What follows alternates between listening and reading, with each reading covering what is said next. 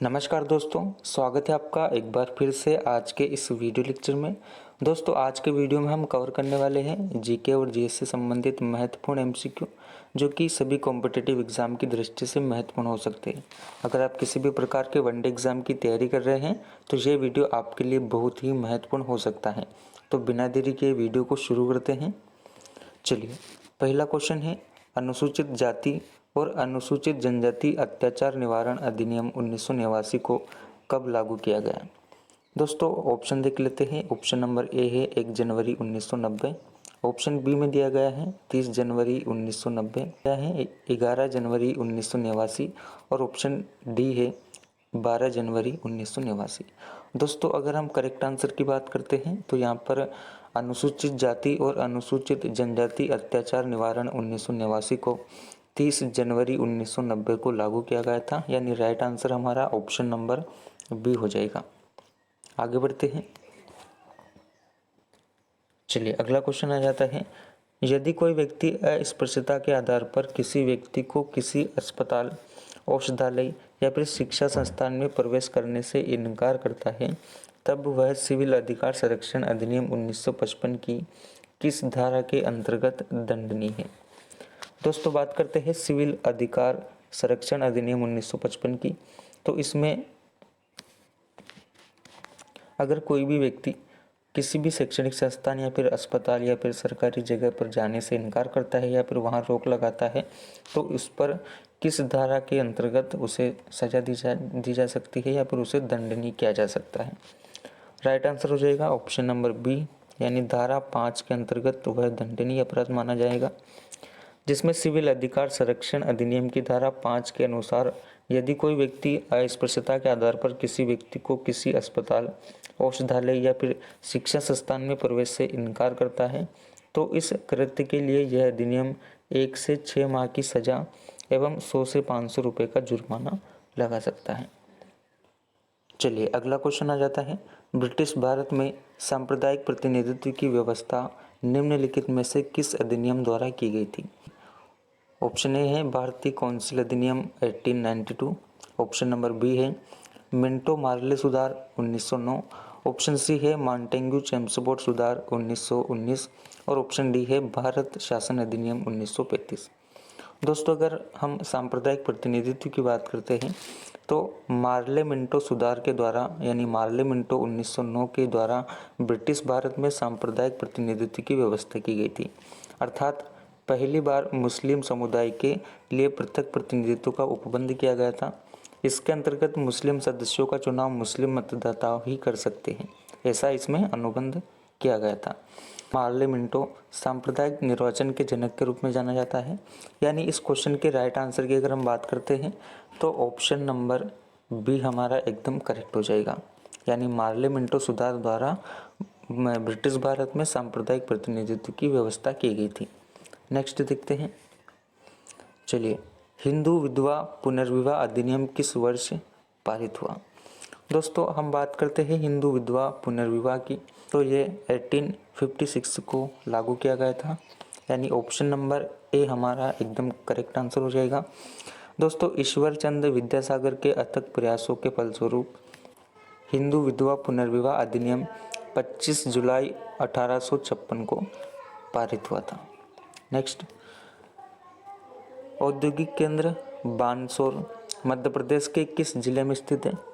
दोस्तों अगर हम बात करते हैं औद्योगिक केंद्र की जिसका नाम बानसोर के रूप में हम जानते हैं, वह मध्य प्रदेश के किस जिले में स्थित है। दोस्तों औद्योगिक विकास केंद्र बानसोर जो है वह मध्य प्रदेश के मुरैना जिले में स्थित है, यानी इस क्वेश्चन के करेक्ट आंसर की बात करते हैं तो ऑप्शन नंबर ए हमारा एकदम सही आंसर हो जाएगा। नेक्स्ट देखते हैं। चलिए नेक्स्ट क्वेश्चन है, 1842 के बुंदेला विद्रोह में प्रमुख भागीदारी देने वाले राजा हृदय शाह किस स्थान के जमींदार थे। दोस्तों 1842 में जो विद्रोह हुआ था उसमें प्रमुख रूप से भागीदारी देने वाले जो हृदय शाह थे उनके स्थान के बारे में पूछा गया है। दोस्तों राजा हृदय शाह जो थे वह हीरापुर के राजा हृदय शाह बुंदेला विद्रोह के जो 1842 का प्रमुख विद्रोह था उसके नायक थे। इसी के साथ यह विद्रोह ब्रिटिश सरकार के विरुद्ध किया गया था। यानी इस क्वेश्चन के करेक्ट आंसर की बात करते हैं तो हीरापुर यहाँ पर हमारा राइट आंसर हो जाएगा। चलिए आगे बढ़ते हैं। अगला क्वेश्चन आ जाता है 1857 के प्रथम स्वतंत्रता संग्राम में भोपाल के किस वीर ने बहादुरी पूर्ण मुक्ति संघर्ष कर अपना बलिदान दिया। दोस्तों अब बात करते हैं 1857 के प्रथम स्वतंत्रता संग्राम की, जिसमें भोपाल के एक वीर शाह हुआ करते थे जिसका नाम था फाजिल मोहम्मद खान। उन्होंने बहादुरी पूर्ण संघर्ष किया उस संग्राम में और अपना बलिदान दिया। ऑप्शन नंबर ए हमारा राइट आंसर हो जाएगा, फाजिल मोहम्मद खान। 1857 के प्रथम स्वतंत्रता संग्राम में मध्य प्रदेश के भोपाल में गढ़ी अम्बापाली के जागीरदार वंशज फाजिल मोहम्मद खां और आदिम मोहम्मद खान ने विद्रोह का झंडा बुलंद किया और अपना बलिदान दिया। चलिए नेक्स्ट क्वेश्चन की तरफ बढ़ते हैं। मध्य प्रदेश राज्य घुड़सवारी अकादमी की स्थापना कब हुई। दोस्तों मध्य प्रदेश राज्य घुड़सवारी की अकादमी की अगर स्थापना की बात करते हैं, इसकी स्थापना जो है वह 2007 में की गई थी। 2007 में इसकी स्थापना की गई थी। राइट आंसर 2007 हो जाएगा, ऑप्शन नंबर डी। और इस अकादमी की स्थापना जो है वह भोपाल में की गई थी, यह भी याद रखना है। नेक्स्ट क्वेश्चन की तरफ बढ़ते हैं। निम्नलिखित में से मध्य प्रदेश राज्य से संबंधित खेल पुरस्कार कौन सा है। दोस्तों बात करते हैं मध्य प्रदेश के खेल पुरस्कार की, तो इनमें से एकलव्य पुरस्कार जो है वह मध्य प्रदेश के खेल से संबंधित है। ऑप्शन नंबर सी राइट हो जाएगा। इसी के साथ मध्य प्रदेश राज्य से संबंधित खेल पुरस्कार जो है वह एकलव्य पुरस्कार है, जिसमें मध्य प्रदेश सरकार द्वारा 19 वर्ष से कम आयु के खिलाड़ियों को उनके उत्कृष्ट प्रदर्शन के लिए पुरस्कृत किया जाता है। जबकि अगर हम बात करते हैं लक्ष्मण पुरस्कार की तो यह उत्तर प्रदेश से संबंधित है। यह उत्तर प्रदेश का जो है वह खेल पुरस्कार है। अगर हम बात करते हैं अर्जुन पुरस्कार की तो यह भारत यानी कि केंद्रीय लेवल पे यह दिया जाता है खिलाड़ियों को, खेल से संबंधित ये एक भारत का खेल पुरस्कार है, याद रखना है। नेक्स्ट चलिए अगला क्वेश्चन आ जाता है। निम्नलिखित में से 2018 में मध्य प्रदेश राज्य के विक्रम पुरस्कार से सम्मानित खिलाड़ियों में कौन सा खिलाड़ी दिव्यांग श्रेणी से आता है। दोस्तों जो मध्य प्रदेश राज्य के विक्रम पुरस्कार है उसमें 2018 में एक अवार्ड मिला था, उनमें से कौन सा खिलाड़ी दिव्यांग श्रेणी से बिलोंग करता है। ऑप्शन देख लेते हैं। सोनू गोलकर, ऑप्शन बी है Bhim Sonkar, option number C आ जाता है पूजा वस्त्राकर और हर्षिता तोमर।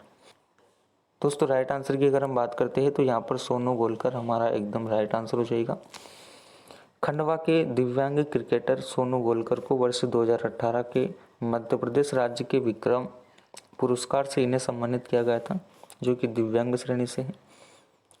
नेक्स्ट चलिए मध्य प्रदेश वित्त निगम का मुख्यालय कहाँ स्थित है। दोस्तों बात करते हैं मध्य प्रदेश वित्त निगम के मुख्यालय की, तो ये इंदौर में स्थित है। ऑप्शन ए राइट हो जाएगा। मध्य प्रदेश वित्त निगम का मुख्यालय इंदौर में है। इनकी स्थापना 1955 यानी 1955 में हुई थी, जिसके कुल 20 अन्य कार्यालय भी शामिल है। नेक्स्ट देखते हैं। अगला क्वेश्चन आ जाता है मुस्कान किरार का संबंध किस खेल से है। दोस्तों अगर हम बात करते हैं मुस्कान किरार की, इनका जो संबंध है वह तीरंदाजी खेल से है। जबलपुर की मुस्कान किरार का संबंध तीरंदाजी खेल से है। वर्ष 2018 के एकलव्य पुरस्कार जो कि मध्य प्रदेश का खेल पुरस्कार है उससे इन्हें सम्मानित किया गया था। फैक्ट याद रखना है। अगला क्वेश्चन देखते हैं।